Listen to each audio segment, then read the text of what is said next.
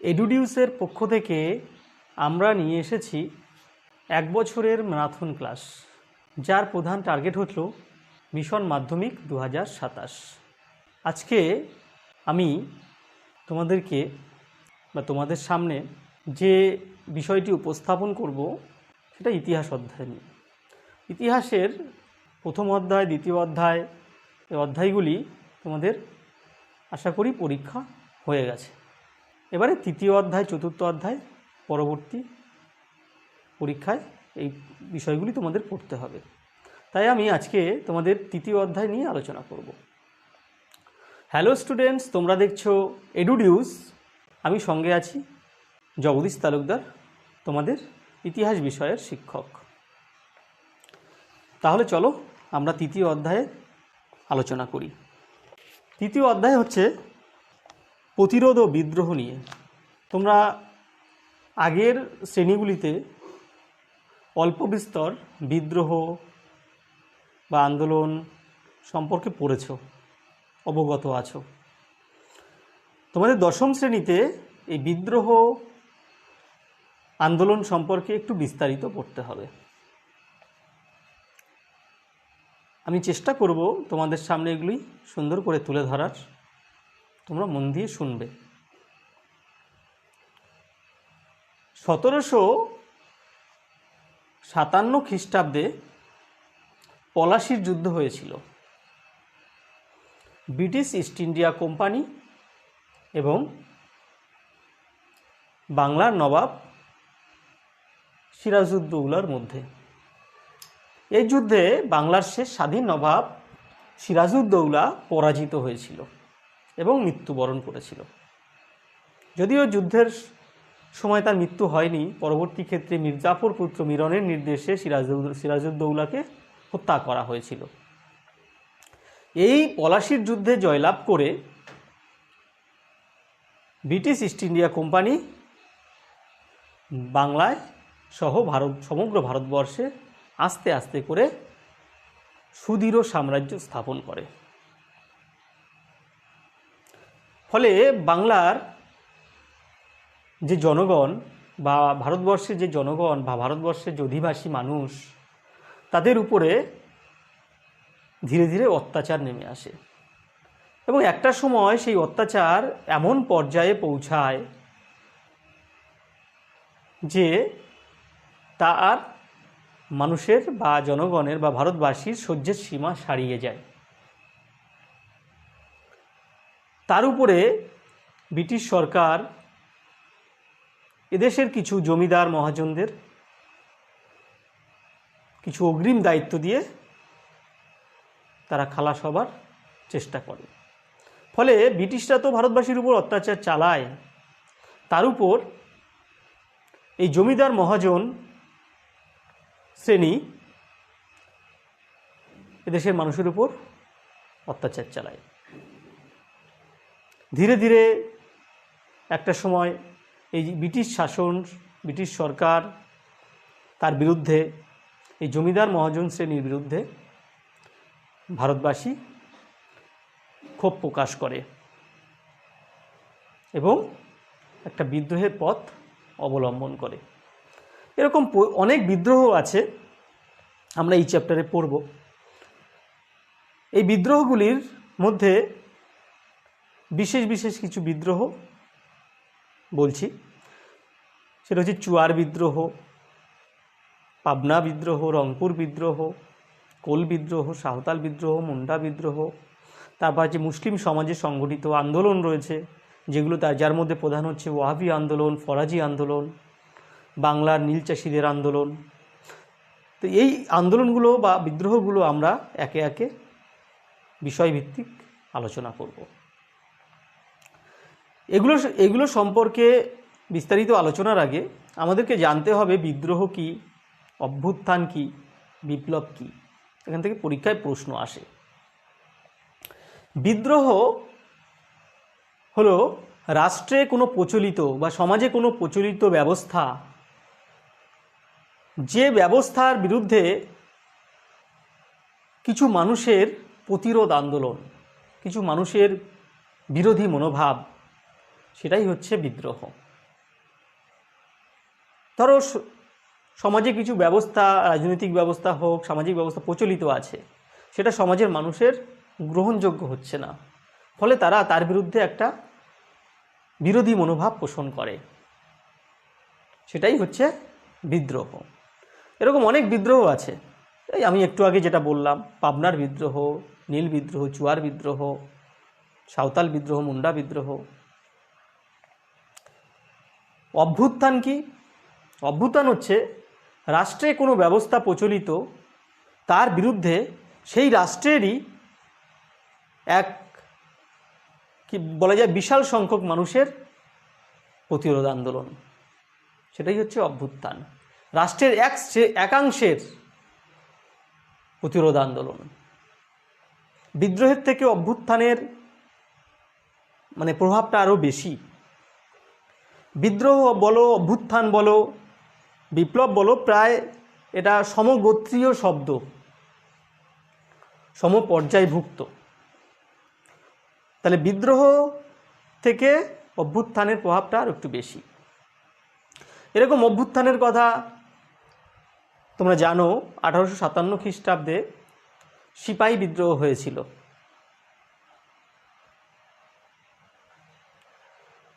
British সরকারে কর্মরত কিছু ভারতীয় সৈনিক যারা এই বিদ্রোহ সংগঠিত করেছিল। তারপর আছে 1946 খ্রিস্টাব্দের বোম্বাইয়ের তলোয়ার নামক জাহাজে সংগঠিত, ভারতীয় সৈনিকদের দ্বারাই সংগঠিত নৌ বিদ্রোহ। এগুলোকে অভ্যুত্থান বলা চলে।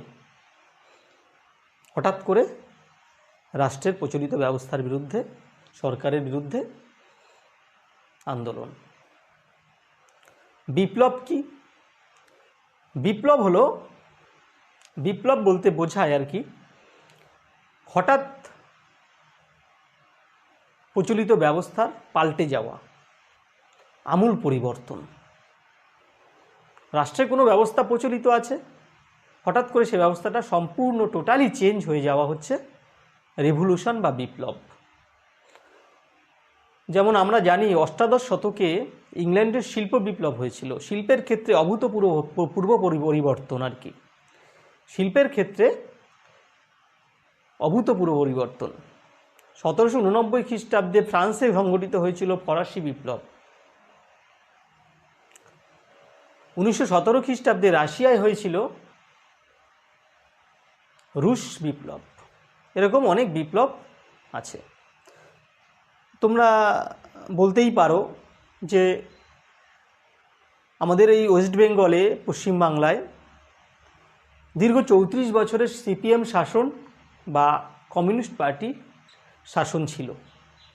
সেই শাসনকে পদানত করে, সেই শাসনকে পরাজিত করে মমতা ব্যানার্জির নেতৃত্বে তৃণমূল সরকার সংগঠিত হয়। এই 2011 সালে এই যে তৃণমূল সরকার পশ্চিমবাংলায় সরকার গঠন করে, এটাও এক ধরনের বিপ্লব বলা যেতে পারে। পরীক্ষায় বিভিন্ন রাজনৈতিক দলের কথা লিখবে না, এটা বোঝানোর ক্ষেত্রে আমি বললাম। তাহলে বিদ্রোহ, অভ্যুত্থান, বিপ্লব চেষ্টা করলাম বোঝানোর। এরপরে বিদ্রোহ, বিপ্লব, অভ্যুত্থান কেনই বা ভারতীয় সমাজে হয়েছিল, তার কারণ কি ছিল? তার কারণ ভারতীয়দের উপর অত্যাচার।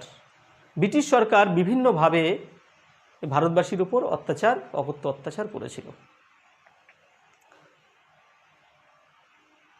তার মধ্যে একটা কারণ হচ্ছে অরণ্য আইন চালু করা।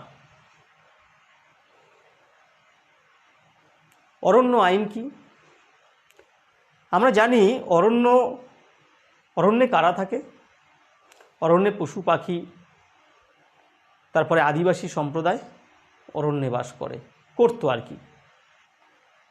এখনও কিছু কিছু অরণ্য আছে যেখানে আদিবাসী সম্প্রদায় বাস করে, আদিবাসী উপজাতি সম্প্রদায় বাস করে। এই আদিবাসীদের উপর একটা অকথ্য অত্যাচার অরণ্য আইনের মাধ্যমে নেমে এসেছিল। ব্রিটিশ সরকার চেয়েছিল অরণ্যকে নিজেদের নিয়ন্ত্রণাধীন করা, মানে করতে আর কি। অরণ্য তারা কেন অধিকার করবে? অরণ্যে বিপুল সম্পদ পাওয়া যেত। আদিবাসীরা বা উপজাতি মানুষরা এই অরণ্য থেকে কাঠ সংগ্রহ করত, মধু মোম সংগ্রহ করত, অরণ্য থেকে পশু পাখি সংগ্রহ করত এবং তারা জীবিকা নির্বাহ করত। অরণ্যের কিছু কিছু জায়গা পরিষ্কার করে তারা চাষবাসও করত। ব্রিটিশ সরকার এই অরণ্যকে নিজেদের নিয়ন্ত্রণাধীন করে সেখান থেকে অরণ্যের কাষ্ঠ সংগ্রহ করতে চেয়েছিল। অরণ্য ধ্বংস করে তারা শহর নগর নির্মাণ করতে চেয়েছিল। অরণ্যের মধ্যে দিয়ে রেলপথ নির্মাণ করতে চেয়েছিল। তাই তারা চেয়েছিল অরণ্যের উপর থেকে আদিবাসী উপজাতি মানুষের নিয়ন্ত্রণ অধিকার এগুলো হনন করতে, এগুলো ধ্বংস করতে। তাই তারা ধীরে ধীরে এই অরণ্যের উপরে নিয়ন্ত্রণ আইন জারি করে। 1855 খ্রিস্টাব্দে বড়লাট লর্ড ডালহৌসি অরণ্য সনদ আইন পাশ করেছিল। ফলে অরণ্যের উপর থেকে আদিবাসীদের অধিকার আস্তে আস্তে করে লঘু হতে থাকে। তারপরে ব্রিটিশ সরকার কি করলো? 1864 খ্রিস্টাব্দে বন দপ্তর গঠন করলো। ফলে অরণ্যের উপরে ব্রিটিশ সরকারের একটা নিয়ন্ত্রণ প্রতিষ্ঠা হলো। এরপরে 1865 খ্রিস্টাব্দে তারা অরণ্য আইন প্রবর্তন করলো, প্রথম পর্যায়ের অরণ্য আইন। অরণ্য আইন প্রবর্তনের ফলে অরণ্যের উপরে সুদৃঢ়ভাবে ব্রিটিশ সরকার নিয়ন্ত্রণ প্রতিষ্ঠা করলো। ফলে আদিবাসী উপজাতি মানুষরা ক্ষুব্ধ হলো। জার্মান বনবিশেষজ্ঞ ডায়েট্রিক ব্যান্ডিস তার রিপোর্টে অরণ্যকে ব্রিটিশ সরকারের নিয়ন্ত্রণাধীন করল। ব্রিটিশ সরকার এই ব্যান্ডিসের পরামর্শে অরণ্য আইন চালু করে দিল। ফলে একদিকে আদিবাসী উপজাতি মানুষরা ক্ষুব্ধ হলো, তারা সব ব্রিটিশ সরকারের প্রতি রাগ ক্ষোভ প্রকাশ করতে লাগলো। ফলে স্বভাবতই দেখা দিল বিদ্রোহ। এই বিদ্রোহ একটা পর্যায়ে চরম আকার নিয়েছিল, যে পর্যায়গুলো আমরা একে একে ছোট ছোট আকারে পড়ব এবং বোঝানোর চেষ্টা করব আমি তোমাদেরকে। কোথা থেকে প্রশ্ন হয়, কোথা থেকে ইম্পর্টেন্ট প্রশ্ন আছে, সেইগুলো আমি ধরিয়ে দেওয়ার চেষ্টা করব। দেখো, আমি বিদ্রোহ, অভ্যুত্থান, বিপ্লব পড়ালাম, অরণ্য আইনটা বোঝানোর চেষ্টা করলাম। প্রথম অরণ্য আইন পাশ হয়েছিল ব্যান্ডিসের পরামর্শে 1865 খ্রিস্টাব্দে। তারপরে দ্বিতীয় অরণ্য আইন পাশ হয় 1878 খ্রিস্টাব্দে। এরপরে আরও একটা অরণ্য আইন পাশ হয়, যেটা 1927 খ্রিস্টাব্দে হয়েছিল। এটা লিখিনি, আমি বলে দিলাম যে 1927 খ্রিস্টাব্দে তৃতীয় অরণ্য আইন পাশ হয়েছিল। এই আইনের মধ্য দিয়ে ব্রিটিশ সরকার আদিবাসী উপজাতি মানুষের অধিকার হনন করেছিল। তারা অরণ্যের উপরে একটা বিশেষ নিয়ন্ত্রণ চালু করেছিল। ফলে ভারতীয় সমাজে বসবাসকারী জঙ্গলমহলের অধিবাসী যারা আদিবাসী উপজাতি মানুষ আছে, তারা কিন্তু একটা সময় বিদ্রোহে পা বাড়িয়েছিল। এর মধ্যে একটা প্রধান বিদ্রোহ হচ্ছে চুয়ার বিদ্রোহ। চুয়ার বিদ্রোহ পড়ার আগে আমাদের জানতে হবে চুয়ার কারা, তারা কেনই বা বিদ্রোহ করেছিল। 1767 খ্রিস্টাব্দে এই প্রথম পর্যায়ে চুয়ার বিদ্রোহ লক্ষ্য করা যায়। এই চুয়াররা ছিল এই মেদিনীপুর, আমাদের বাঁকুড়া, এই অঞ্চলের জঙ্গলমহলের অধিবাসী। এই চুয়াররা স্থানীয় জমিদার যারা ছিল তাদের অধীনে পাইকের কাজ করত, সৈনিকের কাজ করত। এদেরকে পাইকও বলা হতো। এরা কৃষি কাজ করত, এরা পশু শিকার করত, পাশাপাশি তারা জমিদারদের অধীনে পাইক বা সৈনিকের কাজ করত, তাই এদেরকে পাইক বলা হতো। জমিদারদের অধীনে তারা কাজ করত, এর ফলে জমিদাররা তাদেরকে কিছু কিছু নিষ্কর জমি দান করতেন, যাতে যে জমিতে ট্যাক্স দিতে হতো না। এই জমিকে বলা হতো পাইকান জমি। পরীক্ষায় আসে পাইকান জমি কি, তোমরা মার্ক করে রাখতে পারো বা নোট করে রাখতে পারো যে পাইকান জমি কি, পরীক্ষায় কিন্তু আসে। তাহলে পাইকান জমি কি? মেদিনীপুর বাঁকুড়া অঞ্চলের বসবাসকারী আদিবাসী উপজাতির মানুষ, চুয়াররা স্থানীয় জমিদারদের অধীনে পাইক বা সৈনিকের কাজ করত। ফলে এই স্থানীয় জমিদাররা তাদেরকে কিছু নিষ্কর জমি দান করতেন। এই জমিকে পাইকান জমি বলা হতো। এই পাইকরা কি করলো? ব্রিটিশ সরকারের বিরুদ্ধে ক্ষোভ পোষণ করতে লাগলো। কেন ক্ষোভ পোষণ করতে লাগলো? এই জঙ্গলমহলের অধিকার কেড়ে নিয়েছিল, তাদের উপরে উচ্চ হারে শুল্ক বসিয়েছিল বসবাসের ফলে, বসবাস করতো বলে। প্রথম পর্যায়ে চুয়ার বিদ্রোহ দেখা দিয়েছিল এই যে 1768 খ্রিস্টাব্দে। ঘাটশিলার জমিদার জগন্নাথ সিংহ তার নেতৃত্বে স্থানীয় কিছু চুয়াররা বা পাইকরা ব্রিটিশ সরকারের বিরুদ্ধে আন্দোলন শুরু করেছিল, বিদ্রোহ শুরু করেছিল। ব্রিটিশ সরকার এই চুয়ারদের উপর অত্যাচার চালিয়ে, নির্মম দমন নীতি চালিয়ে তাদেরকে শান্ত করে দিয়েছিল। শান্ত ঠিক করেছিল, বিদ্রোহ দমিত করেছিল ঠিকই, কিন্তু চুয়াররা কিন্তু থেমে থাকেনি। তাদের মধ্যে ব্রিটিশ শাসনের প্রতি, ব্রিটিশ সরকারের প্রতি একটা ক্ষোভ ধীরে ধীরে বৃদ্ধি পাচ্ছিল সুপ্ত অবস্থায়। এভাবে যখন 1798-99 সাল আসে, তখন এই চুয়ারদের মধ্যে থাকা ক্ষোভ আস্তে আস্তে করে দ্বিতীয় পর্যায়ে চুয়ার বিদ্রোহে পরিলক্ষিত হয়। বাঁকুড়ার রায়পুরের জমিদার দুর্জন সিংহ, মেদিনীপুরের রানী লক্ষ্মীবাঈ,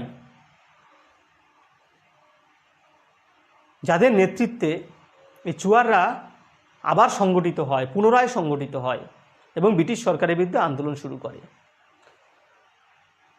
রানী লক্ষ্মীবাঈ বা মেদিনীপুরের লক্ষ্মীবাঈ, রানী শিরোমণি, এই রানী শিরোমণি, দুর্জন সিংহ, এরা স্থানীয় যারা চুয়ার ছিল তাদেরকে সংগঠিত করতে থাকে এবং একটা চরম বিপ্লব বিদ্রোহের দিকে নিয়ে যায়। রানী শিরোমণি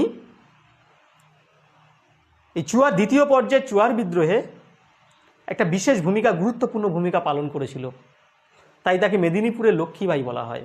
পরীক্ষায় শর্ট প্রশ্ন আসে, এমসিকিউ টাইপের প্রশ্ন আসে যে মেদিনীপুরের লক্ষ্মীবাঈ কাকে বলা হয়, তখন তোমরা বলবে মেদিনীপুরের রানী শিরোমণিকে। মার্ক করে রাখবে, খুব ইম্পর্টেন্ট প্রশ্ন। এরপরে মেদিনীপুরের আরেক নেতা, যার নাম হচ্ছে অচল সিংহ, যে কিনা গেরিলা পদ্ধতিতে এই চুয়ারদের নিয়ে আন্দোলন শুরু করে। বিদ্রোহ একটা সময় দেখা যায় যে মারাত্মক আকার ধারণ করে। ব্রিটিশ সরকার কি করবে ভেবে না পেয়ে দমনমূলক নীতি অনুসরণ করে, এই চুয়ারদের উপরে অত্যাচার শুরু করে। প্রচণ্ড অত্যাচারে, প্রচণ্ড দমন নীতির ফলে এই যে চুয়াররা একটা সময় ব্যর্থতায় পর্যবসিত হয়। কারণ কি? এই মেদিনীপুরের রানী শিরোমণি যুদ্ধে বা বিদ্রোহের ফলে তার মৃত্যু ঘটে। ফলে চুয়াররা এক প্রকার দুর্বলই হয়ে পড়ে। আস্তে আস্তে করে বিদ্রোহ স্তমিত হয়ে যায়, স্তব্ধ হয়ে যায়, বিদ্রোহ থেমে যায়। খুব বড় আকারের বিদ্রোহ নয় ঠিকই, কিন্তু এখান থেকে কিন্তু পরীক্ষায় প্রশ্ন আসে, তোমরা কিন্তু স্টাডি করবে এই বিষয়টা। এই বিদ্রোহের ফলে, এই বিদ্রোহের গুরুত্ব কি? পরীক্ষায় যদি 2 নম্বরের প্রশ্ন দিয়ে থাকে যে চুয়ার বিদ্রোহের গুরুত্ব কি, তোমরা কি বলবে? চুয়ার বিদ্রোহের ফলে চুয়ার বিদ্রোহের তো কিছু প্রভাব আছে, এই প্রভাব কিন্তু জনসমাজে পড়েছিল, ফলে এই বিদ্রোহ কিন্তু পরবর্তী যে বিদ্রোহগুলো আছে সেগুলোকে প্রভাবিত করেছিল, পরবর্তী আন্দোলনগুলিকে প্রভাবিত করেছিল। এই বিদ্রোহের ফলে ব্রিটিশ সরকার একটু নড়ে চড়ে বসেছিল, ভাবলো আদিবাসীদের উপর এতটা অত্যাচার করা যাবে না। এই বিদ্রোহের ফলে ব্রিটিশ সরকার আদিবাসী উপজাতি মানুষদের জন্য, চুয়ারদের জন্য একটা জঙ্গল মহল তৈরি করে 1800 খ্রিস্টাব্দে। তোমরা জানো জঙ্গল মহল বলে এখনও কথাটা, জঙ্গল মহলের মানুষ বলে কথাটা। এই জঙ্গল মহল কিন্তু এই চুয়ার বিদ্রোহের ফলেই 1800 খ্রিস্টাব্দে ব্রিটিশ সরকার তৈরি করে গিয়েছিল, জঙ্গল মহল।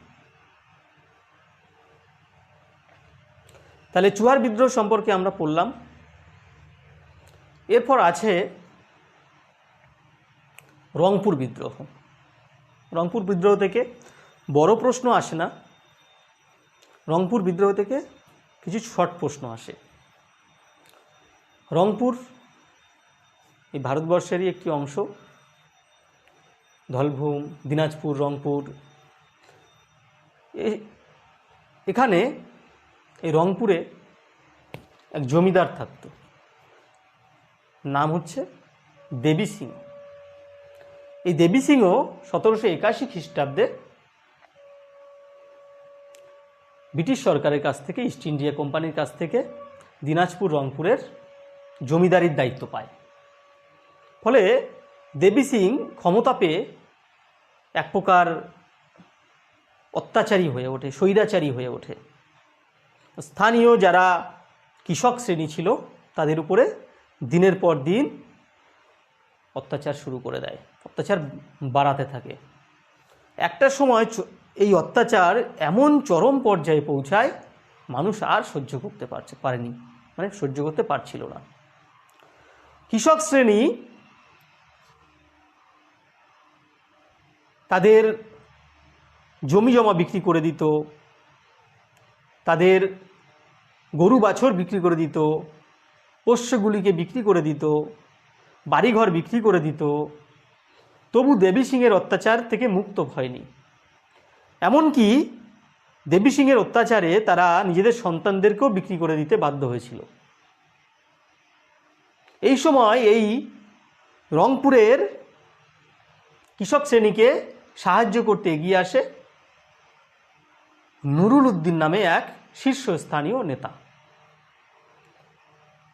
নুরুল উদ্দিনকে সাহায্য করতেন তার সহকারী নেতা দয়ারাম শীল। এই দয়ারাম শীল ও নুরুল উদ্দিন এই দুজনে এই রংপুরের কৃষকদের একত্র করে, ঐক্যবদ্ধ করে দেবী সিংয়ের অত্যাচারের বিরুদ্ধে একটা প্রতিবাদ আন্দোলন শুরু করে, যা ইতিহাসে তোমরা রংপুর বিদ্রোহ নামে জানো। দেবী সিং এর বিরুদ্ধে যে সংগঠিত এই রংপুর বিদ্রোহ, এই রংপুর বিদ্রোহ চলাকালীন নুরুল উদ্দিনের নেতৃত্বে স্থানীয় কৃষকরা রংপুরে একটা স্বৈরাচারী মানে স্বাধীন সরকার গঠন করেছিল, যে সরকারের শীর্ষে ছিল এই নুরুল উদ্দিন, এবং সেখান থেকে আন্দোলন পরিচালনা করা হতো। একটা সময় দেবী সিংয়ের পরামর্শে ব্রিটিশ সরকার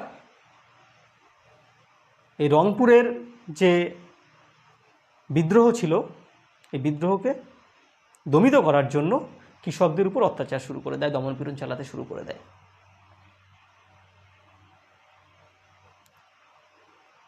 তখন ইংরেজ সেনাপতি ছিল, ইংরেজ যিনি সেনাপতি ছিলেন তিনি ছিলেন ম্যাকডোনাল্ড। এই ম্যাকডোনাল্ড বিশাল পুলিশ বাহিনী, বিশাল সৈন্যবাহিনী নিয়ে এসে রংপুরের কৃষকদের উপর অকথ্য অত্যাচার চালিয়ে, নিষ্ঠুর অত্যাচার চালিয়ে, দমনপীড়ন চালিয়ে এক প্রকারে রংপুর বিদ্রোহীদের, কৃষকদের বিদ্রোহ দমন করে দেয়।